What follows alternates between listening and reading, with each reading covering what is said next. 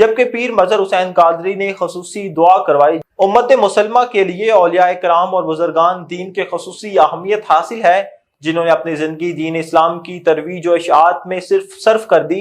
ان میں نمایاں کام پیران پیر سید عبدالقدیر جیلانی کا ہے، جن کو اولیاء کرام کا سردار مانا جاتا ہے۔ دربار عالیہ پیر کرام حسین قادری المعروف منگانی شریف جنگ میں حضرت پیر عبدالقادر جیلانی رحمۃ اللہ علیہ کا سالانہ 2 روزہ عرس منایا گیا۔ اعوذ باللہ من الشیطان الرجیم، بسم اللہ الرحمن الرحیم۔ آج دربار منگانی شریف جھنگ میں عرس کی تقریبات مکمل ہوئی ہیں۔ یہ 1-2 نومبر کو سالانہ عرس منایا جاتا ہے۔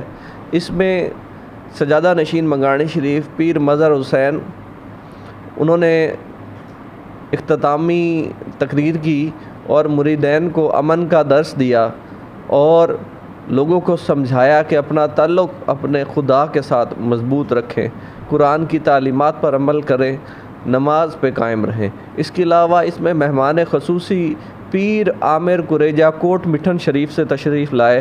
اس کے علاوہ مانی شریف سے پیر سلیمان قمر بھی موجود تھے، اور اسی جو تقریب کے دوران ہی جو دربار منگانی شریف سے منسلک ادارہ ہے، جو حفظ قرآن کا ادارہ ہے، وہاں 120 بچے حفظ قرآن کی تعلیم اس وقت حاصل کر رہے ہیں، جن میں سے 14 بچوں نے حفظ قرآن مکمل کیا، تو ان کو شیلڈز بھی تقسیم کیے گئے اور انعامات بھی تقسیم کیے گئے۔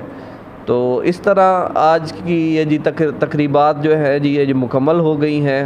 اللہ پاک جی اس دربار کو، اس درگاہ کو، اس خانقاہ کو ترقی عطا فرمائے۔